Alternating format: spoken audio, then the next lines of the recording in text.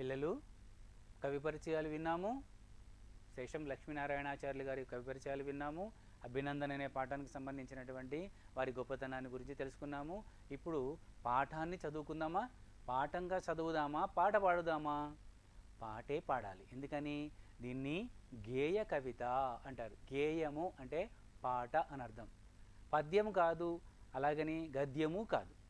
గేయ కవిత అంటే చక్కగా మనం పాట పాడుకోవడానికి అనుకూలంగా ఉంటుంది. చూడండి ఎలా ప్రారంభించారో పాటని, ఎంత అద్భుతంగా ప్రారంభించారో ఒకసారి చూడండి. వందనాలు వందనాలు అభినందన చందనాలివే, వందనాలు వందనాలు అభినందన చందనాలివే, మా అభినందన చందనాలివే. ఎంత మాట! వందనాలు వందనాలు. అందరికీ నమస్కారాలు. ఎవరండి వాళ్ళందరూ? జవాన్లు, రైతులు, సైనికులు, రైతులు. వాళ్ళకి వందనాలు తెలియజేస్తున్నారు. అభినందన చందనాలు చల్లుతున్నారు. చందనము అంటే గంధము అని అర్థం. శుభకార్యాలలో గంధం రాస్తుంటారు కదా, ఇలా పన్నీరు చల్లుతూ గంధం రాస్తుంటారు కదా. అవి ఎలా ఉంటుంది? చల్లిన తర్వాత చల్లగా ఉంటుంది, హాయిగా ఉంటుంది. గంధం చల్లగా ఉంటుంది కదా. మరి చందనం అంటే గంధం అన్నమాట. అందువల్ల వందనాలు వందనాలు అభినందన చందనాలు ఇవే. మీ అందరికీ మా వందనాలు, మా నమస్కారాలు, మా అభినందన, మేము మెచ్చుకుంటున్నటువంటి మీ గొప్పతనాన్ని, మీ త్యాగాన్ని, మీ యొక్క శ్రమను, నిరంతర కృషిని మేము మెచ్చుకుంటూ మేము మీకు అభినందన చందనాలు అర్పిస్తున్నాము.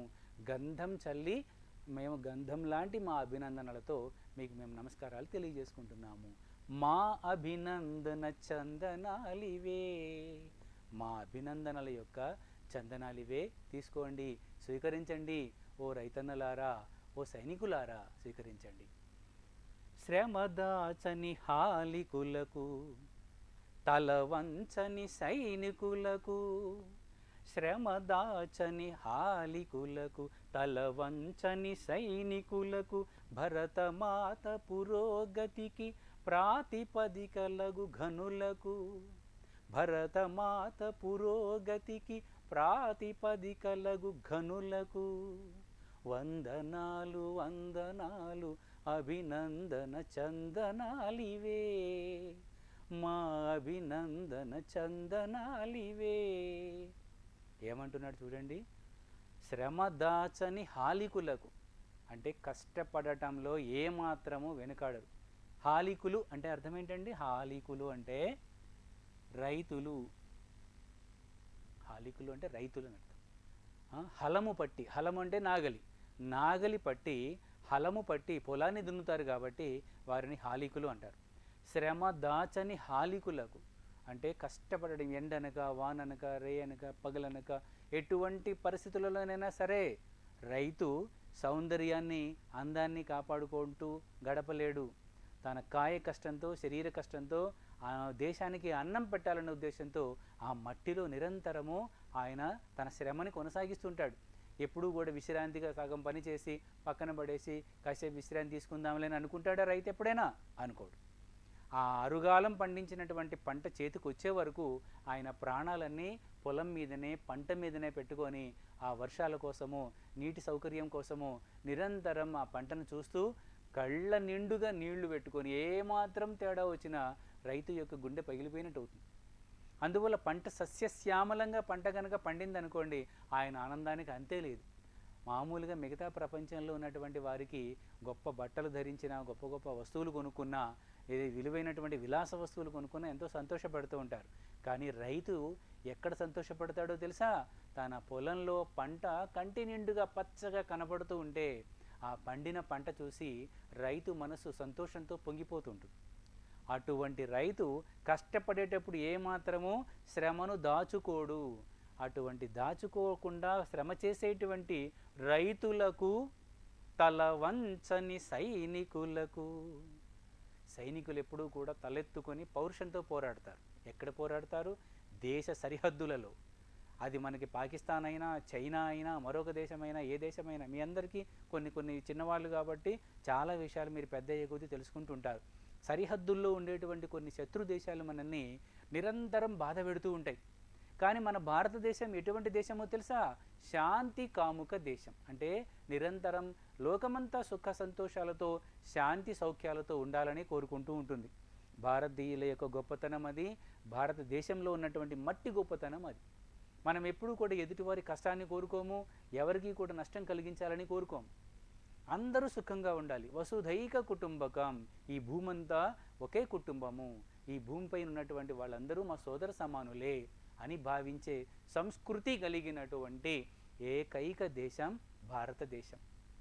అటువంటి భారతదేశానికి శత్రు సైనికుల యొక్క ఏ మాత్రము అరాచకాలు చేసినా వాళ్ళ యొక్క దుశ్చర్యలను, దుర్మార్గపు పనులను ఎక్కడికక్కడ నరికివేసి, వాళ్ళ తేడా వస్తే వాళ్ళ తలలు కూడా దిగడానికి వెనుకాడనటువంటి పరమ భయంకరమైనటువంటి పోరాటం చేసే మహాపరాక్రమవంతులైన ఎందరో సైనికులు మన దేశం చుట్టూ నిరంతరము కాపలా కాస్తూ ఉంటారు.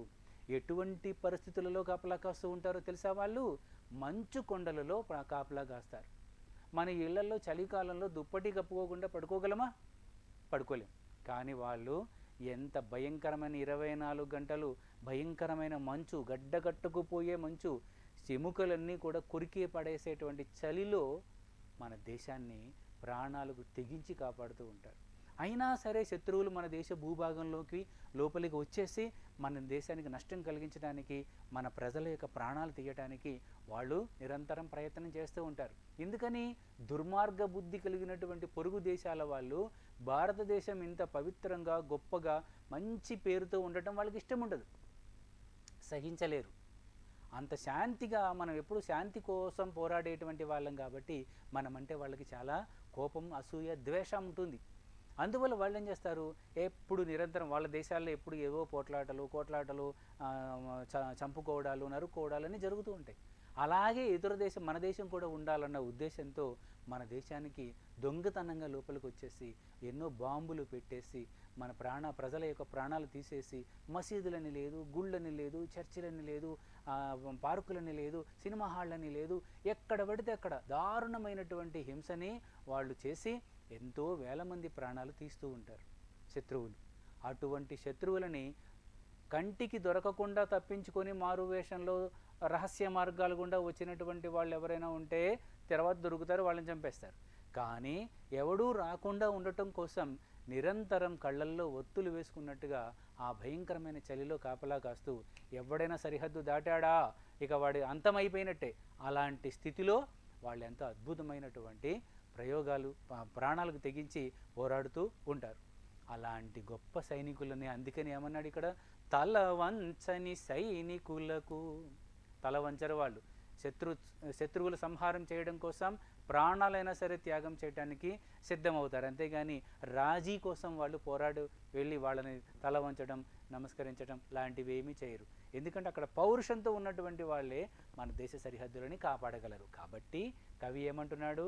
తల వంచని సైనికులకు భరత మాత పురోగతికి ప్రాతిపదికలగు ఘనులకు. మన భారతదేశం యొక్క అభివృద్ధికి మూలాధారమైనటువంటి ఆ ఇద్దరికీ కూడా ఎవరండి వీళ్ళు? హాలికులకు, సైనికులకు. ఇద్దరు కూడా. హాలికులు అంటే రైతులు, సైనికులు అంటే దేశాన్ని కాపలా కాచేటువంటి, నిరంతరం కంటికి రెప్పలా కాపాడేటువంటి మన వీర జవాన్లు. కాబట్టి ఇటు కిసాన్లు, వీళ్ళు జవాన్లు. వీళ్ళిద్దరూ కూడా నిరంతరం భరతమాత యొక్క అభివృద్ధికి వాళ్ళు నిరంతరం పోరాడుతుంటారు. అటువంటి ఘన చరిత్ర కలిగిన గొప్పవారైనటువంటి వాళ్ళ కోసం వందనాలు వందనాలు అభినందన చందనాలివే, మా అభినందన చందనాలివే. తర్వాత పద్యం చూద్దామా? పుడమి తల్లి పులకింపగా రుధిరం స్వేదమ్ము కాగా, పసిడిని పండించునట్టి ప్రగతి మార్గదర్శకులకు. చూడండి, పుడమి తల్లి పులకింపగా రుధిరం స్వేదమ్ము కాగా, పసిడిని పండించునట్టి ప్రగతి మార్గదర్శకులకు. ఎంత అద్భుతమైనటువంటి వర్ణన, ఎంత అద్భుతమైన గేయం అది. ఏమంటున్నాడు తెలుసా కవి గారు ఇందులో? పుడమి తల్లి పులకింపగా. పుడమి తల్లి అంటే నేల తల్లి, భూమాత. ఆమె పులకించిపోతుందట. ఎందుకని? ఆ రైతు మాత్రమే భూమాతకు అలంకరణ చేయగలడు. బొమ్మలేస్తాం మనం, బొమ్మలేసి చక్కగా రూపాలు ధరించిన తర్వాత, బొమ్మ వేసిన తర్వాత దానికి స్త్రీలకైనా పురుషుల బొమ్మలైనా ఎవరైనా సరే అలంకరణలు చేస్తాం కదా. నగిషీలు, స్త్రీలైతే బొట్లు పెట్టి ఇవన్నీ చేసి అందమైనటువంటి వస్త్రాలు కట్టి ఇవన్నీ బొమ్మలు చేస్తాం కదా. ఇవన్నీ మనం చేస్తే ఏర్పడేటువంటివి. కానీ శ్రమజీవి, శ్రమైక సౌందర్యం కలిగినటువంటి రైతు చేసే గొప్ప అలంకరణ ఏంటో తెలుసా? భూమి తల్లి పులకించిపోతుందంట తనకు రైతు చేస్తున్నటువంటి అద్భుతమైనటువంటి అలంకరణ చూసి. ఏం చేస్తున్నాడు ఆయన? పచ్చని అలంకరణలు చేస్తాడు తల్లికి, భూమాతకు. అందుకోసం ఆ భూమాతను దున్ని దుక్కి నార్లు పండి తెచ్చి నాట్లు వేసి వాటిని కంటికి రెప్పలా కాపాడి నీరు పోసి అన్నిటినీ కళ్ళారా చూస్తూ సమయకాలం వచ్చే వరకు కూడా ఎదురు చూస్తే ఆ సమయానికి అంతకు ముందు వరకు కేవలం మట్టి మాత్రమే కనపడేటువంటి ఆ భూమాత క్రమంగా అద్భుతమైన పచ్చని సౌందర్యంతో వెలిగిపోతూ మెరిసిపోతూ ఉంటుంది. అందుకే అలాంటి సేవ చేసేటువంటి తన బిడ్డ అయినటువంటి రైతును, ఆ రైతు బిడ్డని ఆమె ఎంతో సంతోషంగా ఆదరిస్తుంది. అందుకే అంటున్నాడు, తనకు అంత అద్భుతమైన అలంకరణ చేసే పుడమి తల్లి పులకింపగా, పులకించిపోతూ ఉంటుంది, సంతోషంతో పొంగిపోతూ ఉంటుంది రైతుని పేరు చెబితే. రుధిరము స్వేదము కాగా, తన రక్తాన్ని చెమటగా మార్చినటువంటి వాడు. ఎందుకంటే శ్రమ పడుతూ ఉంటే ఒంట్లో నుండి చెమటలు కారుతూ ఉంటాయి. ఆ చెమట కారుతుందని కానీ, తాను ఎండలో ఉన్నానని కానీ, వర్షం వస్తుందని కానీ, రాత్రిని కానీ, పగలని కానీ ఏమీ పట్టించుకోకుండా నిరంతరం పొలంలో కష్టించి పనిచేసేటువంటి ఆయన తన రక్తాన్ని చెమటగా మారుస్తున్నాడు అనమాట. అలా చెమటగా మార్చి పొలంలో ఎంతగానో కష్టపడి పనిచేసి దాన్ని అద్భుతమైనటువంటి అలంకరణ చేసి పచ్చని సౌందర్యాన్ని కలిగించి పుడమి తల్లి పులకించిపోయేటువంటి ఎంతో గొప్ప త్యాగం చేస్తూ ఎంతో సౌందర్యాన్ని పెంపొందింపజేసేటువంటి మన రైతు యొక్క గొప్పతనాన్ని ఇంకొక మాటలో కూడా తెలియజేశారు. చూడండి, పసిడిని పండించునట్టి. పసిడిని పండిస్తాడు. పచ్చని చెలల్లో, పచ్చని పొలాలలో బంగారం పండిస్తాడు. పసిడి అంటే బంగారం. బంగారం పండించేటువంటి, బంగారం పండటం అంటే అర్థం ఏంటండి? బంగారం చాలా విలువైనది కదా.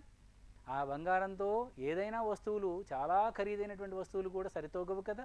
ఎంత బంగారం అయితే ఉంటుందో అంత గొప్ప ధనం ఉన్నట్టే కదా. కాబట్టి మిగిలిన వాటన్నిటికంటే కూడా బంగారానికి చాలా విలువైన పరిస్థితి ఉన్నది. కాబట్టి అటువంటి బంగారంతో సమానమైనటువంటి పచ్చని పంటను రైతు పండిస్తాడు అని అర్థం. పసిడి పండించేటువంటి అంటే ధాన్యం వస్తుంది, కళ్ళాల్లోకి వెళ్ళేటువంటి ధాన్యం. పచ్చని చెల నుంచి ధాన్యం బయటకు వస్తుంది కదా. ఆ ధాన్యం కోసిన తరువాత వాటిని కళ్ళాల్లోకి తీసుకెళ్ళేటప్పుడు ఎలా ఉంటుందంటే రంగు బంగారు రంగులోనే ఉంటుంది. అంటే ఏం పండించాడు రైతు? బంగారం పండించినట్టే కదా. ఎంత అద్భుతమైన వర్ణన అది కదా. ఏమంటున్నాడు? పుడమి తల్లి పులకింపగా రుధిరము, రక్తము స్వేదము కాగా, రక్తాన్ని చెమటగా మార్చి పసిడిని పండించునట్టి, ఈ భూమి మీద బంగారాన్ని, ఆ చేలో బంగారాన్ని పండించినట్టి ప్రగతి మార్గదర్శకులకు. ప్రగతి అంటే అర్థం ఏంటండి? ముందు అభివృద్ధి పథము, అభివృద్ధి మార్గము అని అర్థం. ప్రగతిని చూపించేటువంటి దర్శకులట వాళ్ళు. అంటే ఎలా అభివృద్ధి చెందాలి? మనం ఏదైనా అభివృద్ధి చెందాలి, గొప్ప పనులు చేయాలంటే ముందు మనకి ఏం కావాలి? అన్నం కావాలి. అన్నం ఉంటే చదువుకోగలం, పెరిగి పెద్దవాళ్ళం కాగలం, చదువుకోగలం, ఏ చదువు చదవాలో నిర్ణయించుకోగలం, చదువు ద్వారా ఉన్నతమైన ఉత్తమమైనటువంటి జీవితాన్ని సంపాదించగలం, ఎంతో ధనాన్ని కూడా సంపాదించగలం, సౌకర్యంగా సుఖంగా జీవించగలం. ఇవన్నీ చేస్తాం. కానీ ఇవన్నీ చేయాలి అంటే ముందు మనకి శక్తి కావాలి. ఆ శక్తి దేని ద్వారా వస్తుంది? ఆహారం ద్వారా. ఆ అన్నాన్ని, అనేక రకాలైనటువంటి ధాన్యాలని, కూరగాయలని మరిన్నిటినో నిరంతరం పండిస్తూ ఈ దేశం యొక్క ఆహార సమస్యని తీర్చేటువంటి రైతు గొప్పవాడా, ఘనుడా కాడా? అభివృద్ధి మార్గాన్ని చూపించేటువంటి ఘనుడైనా కాదా? ప్రగతి మార్గదర్శకులకు, దేశానికి అభివృద్ధి పథాన్ని, అభివృద్ధి మార్గాన్ని చూపించినటువంటి రైతు ఇవన్నీ చేసినటువంటి వాడు. కాబట్టి ఎలా పండించాలి, నిత్యం ఎలా పంట పండించాలి, వాటికి పురుగు పట్టకుండా ఎలా చూసుకోవాలి, పచ్చని ధనాన్ని కోల్పోకుండా ఎలా చూసుకోవాలి, నిరంతరం ఇదే ధ్యాసతో ఉండేటువంటి రైతు. కాబట్టి ఆ మాట అన్నాడు. అలా పండించిన పంటను తీసుకొచ్చి మన మార్కెట్లలో అమ్మి, ఆ మార్కెట్ల నుంచి షాపులకు వస్తే ఆ షాపుల్లో మనం ఆ ధాన్యాన్ని బియ్యంగా మార్చి మా మిల్లలకు వెళ్ళి అక్కడి నుంచి బియ్యం బస్తాలలో షాపులకు వస్తే షాపుల నుంచి మనం కొనుక్కొని వండుకొని తింటున్నాం. అర్థమైంది కదా? అంటే దీని అంతటికీ మూలకారకుడు ఎక్కడున్నాడు? రైతు. ఆయన ఎక్కడ పనిచేస్తున్నాడు? మట్టిలో. మట్టిని ఏం చేస్తున్నాడు? సస్యశ్యామలంగా పచ్చని అలంకారంతో పోషిస్తూ ఉన్నాడు. అందులోంచి ఏం పండిస్తున్నాడు? బంగారం పండిస్తున్నాడు. బంగారం వంటి గొప్పదైనటువంటి పంటని పండిస్తున్నాడు. చాలా విలువైన పంటను పండిస్తున్నాడు. ఒక్కసారి చూద్దామా? వందనాలు వందనాలు అభినందన చందనాలివే, మా అభినందన చందనాలివే. శ్రమదాచని హాలికులకు, శ్రమదాచని హాలికులకు, తలవంచని సైనికులకు, భరతమాత పురోగతికి ప్రాతిపదికలగు ఘనులకు వందనాలు వందనాలు అభినందన చందనాలివే, మా అభినందన చందనాలివే. పుడమి తల్లి పులకింపగా రుధిరం స్వేదమ్ము కాగా, పసిడిని పండించునట్టి ప్రగతి మార్గదర్శకులకు వందనాలు వందనాలు అభినందన చందనాలివే, మా అభినందన చందనాలివే అంటూ ఈ పద్యంలో, ఈ గేయంలో మనకి రైతు యొక్క అద్భుతమైనటువంటి సేవలని, ఆయన చేస్తున్నటువంటి కృషిని అద్భుతంగా వర్ణించాడు కదా. ఈ గేయం బాగుంది కదా. ఇంకా మనం నెక్స్ట్ వచ్చేటువంటి ఆ తరగతిలో మిగిలిన భాగాన్ని కూడా చదువుకుంటూ ఈ రైతు అలాగనే ఆ సైనికుడు ఈ దేశానికి ఎంత సౌభాగ్యాన్ని కలగజేస్తున్నారో, ఎటువంటి మార్గదర్శకాన్ని చూపిస్తున్నారో మనం వచ్చే పాఠంలో తెలుసుకుందామా?